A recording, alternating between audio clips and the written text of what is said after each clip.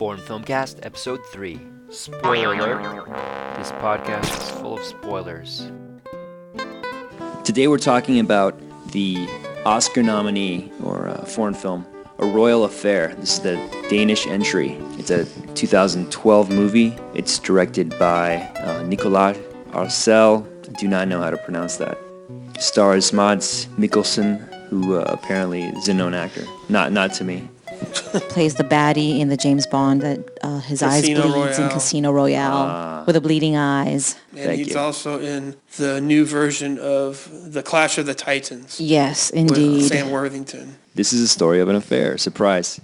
The story is set in the 18th century. The opening scene, we have a British princess in a carriage. She has a monologue. She's writing a letter to her children, and so begins her story. She's on her way to Denmark from England. She says she has every wish of marrying her king, being a devoted wife. She arrives at her destination in Denmark. She's greeted by her lady-in-waiting. She exits the carriage, takes a look around. She sees all of the king's men there. She looks. Where's the king? He's hiding behind a tree, spying on her between the branches, and then he jumps out from behind and starts kind of squealing, a little bit like Tom Hulce in Amadeus. Something crazy like that. Oh my God. And it's pretty clear, pretty quick. This ain't your typical king. This guy's like, coo, coo, coo. I think the next scene, they're alone in a carriage. There's not much talk, and then suddenly he breaks the silence and big laughter. But it's a very special kind of crazy laugh. Basically, this king is a big kid. He likes fun. He likes sex. He likes party. He doesn't have much interest in politics. Mentally unstable, yes, he would say. Very early on, the princess's biggest concern is of getting her king into her bedchambers. So that she can fulfill her royal duty and provide her king with the royal heir. She does succeed, but after that, it seems like every time the king comes a knocking, the lady-in-waiting says that they're playing chess. Clearly, this is a queen unfulfilled in her marriage. So goes the state of things until other unforeseen events occur, and somehow we have a common town physician becomes sort of the king's best friend. By this association, gains power. This happens to be a very progressive thinker. He's someone who admires Voltaire and this so-called Enlightenment of the period. The great thinkers of the 18th century. Rousseau, Voltaire. He uses his influence for good. We'll talk about that later after the spoilers, but basically, I thought it was a fantastic film. I had not heard the story before. Apparently, this is commonly known history in Denmark. It was a new story for me, and I think it makes for amazing drama. What did you think of the movie, Paul? Yes, it's a very good movie. Yeah, I thought visually it was stunning. Acting, strong. Of course, it is easier to fool me in Danish. Again, as Paul has brought up, for the only reason I wouldn't recommend this movie is if you don't want to read the subtitles. Right, but yeah, that's the way it is. Well, there's a lot in the foreign film but cast. there's a lot of similarities in Danish and English. You could hear some of the words in there kind of mixed up. Yeah, a little So bit. it wasn't that far of a reach. Yeah, pretty much I could have closed my eyes and understood everything. No, nothing like that. But it's not like. Just sometimes there's some words that are. What did you think of the movie, Something. Beatrice? I loved it. It was fantastic. I was very emotional. It was high drama. It's just fantastically cast. The cinematography, the score, and just the raw emotion is basically what seals this movie for me. So we saw a screening of this movie at the Scandinavian Film Festival, Los Angeles, and the director was there for Q&A after. He mentioned that this movie is a very big part of their history, and they'd been trying to make this movie for quite some time. 30 years. So I looked up my wiki, and apparently in 1935, there's a movie called The Dictator from Britain, and it's the same story. Also, there was a recent book. Let's see if I had it here. A recent book called The Visit of the Royal Physician. It's a 1999 novel by a guy by the name of Per Olof Enquist. And apparently they were trying to get the rights to this book for the movie.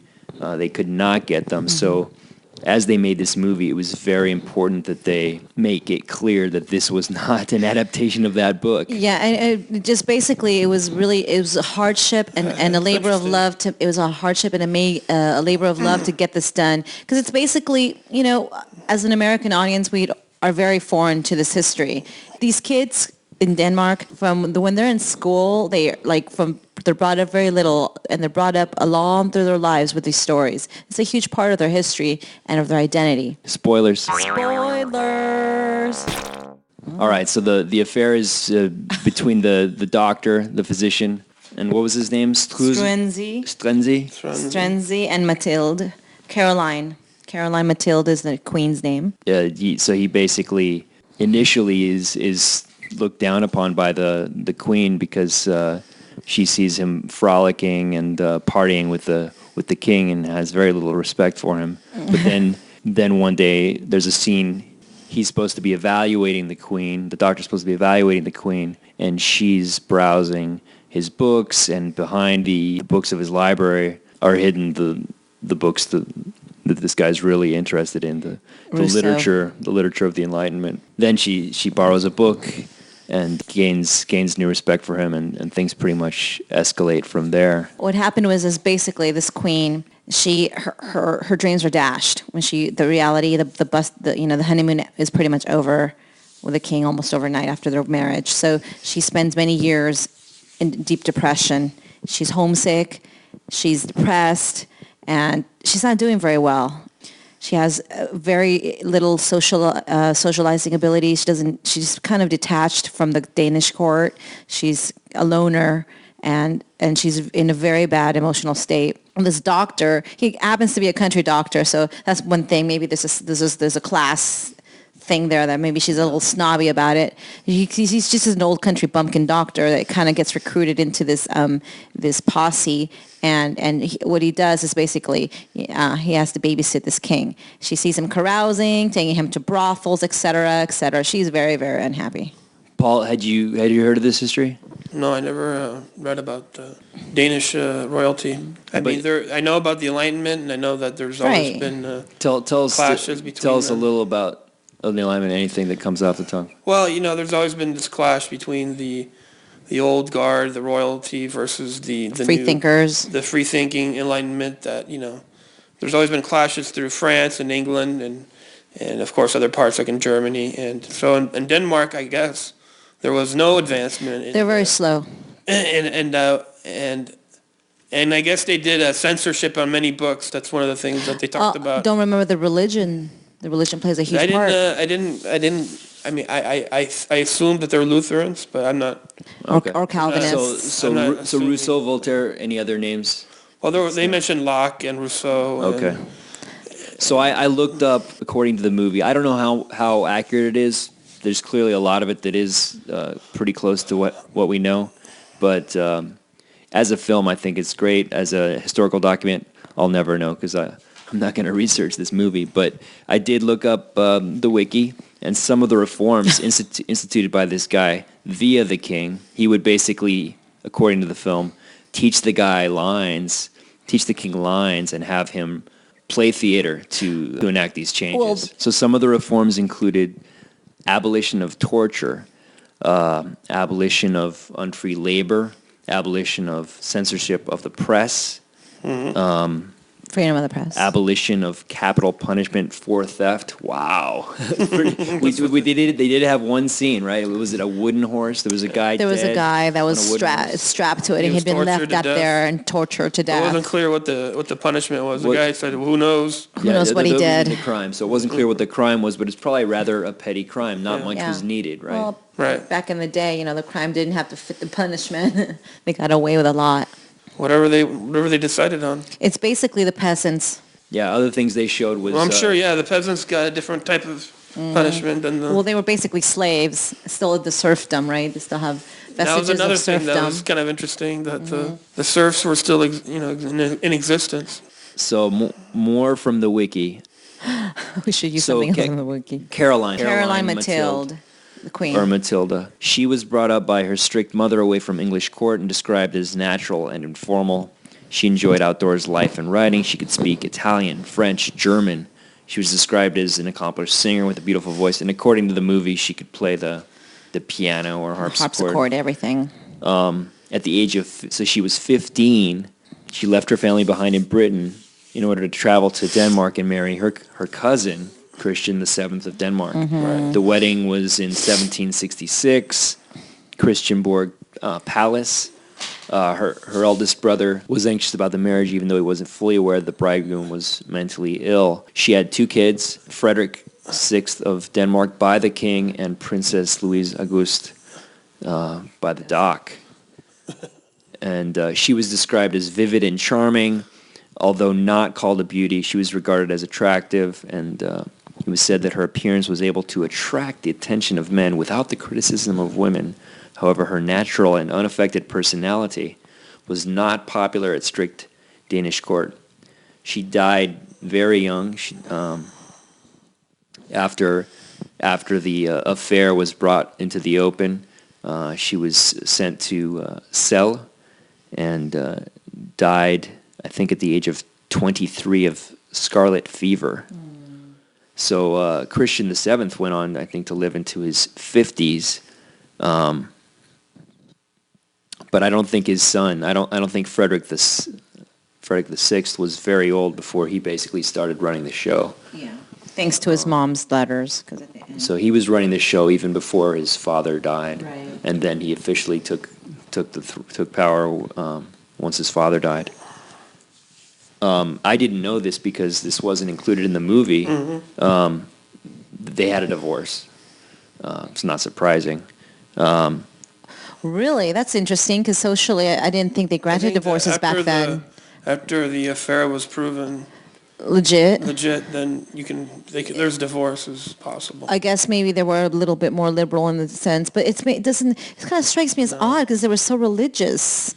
Divorce was legal in Mexico in most conservative times.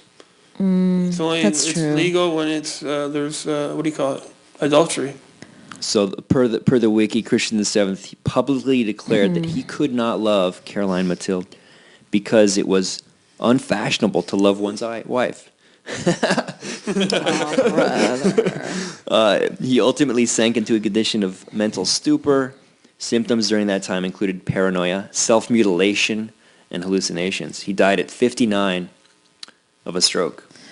Well, going back to Caroline a little bit, in her beginning, she was brought up from birth, as a nobility, and she was brought up, educated, born and raised, So she had these high illusions, and she had these high ideals and dreams and of romance, and she had a picture that she had in a locket of Christian, and she dreamed, oh, I can't wait to marry him. I can't wait to marry him. And she was just so full of life and hope, and it's just, it's so touching how you see it evolve from that to like despair when the affair is uncovered. I think we all like the movie. Yeah. Any closing thoughts, Paul? I mean, I liked the movie a lot.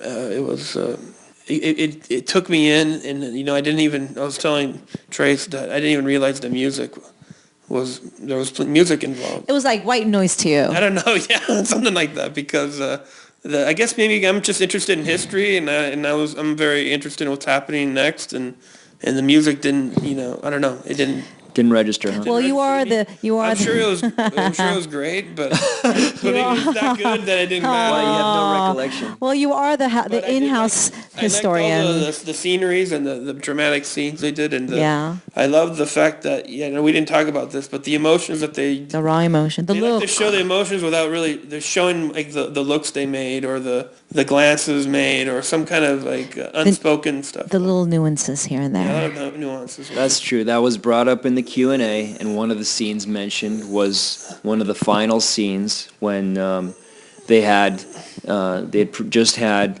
the doctor sign a document stating that all his teachings, all his beliefs, all those laws that he had enacted and changed, he had them all recanted, that it was all ridiculous, and they had him sign a document. And At torture. in exchange for his pardon at execution. And apparently tradition was that the pardons were at the last moment. However, in the carriage, there was a subtle clue as the priest in the carriage Touched. nervously rubbing the cross, and And he felt guilty. He knew. That he told a lie. In the name of the cross. Yeah. right. There's a lot to this story. It's complicated, but it's not hard to follow. And I thought it was compelling, a beautiful cinematography, great acting, clearly very dramatic. The musical and, score. I think we can recommend this to pretty much everyone. Thumbs up.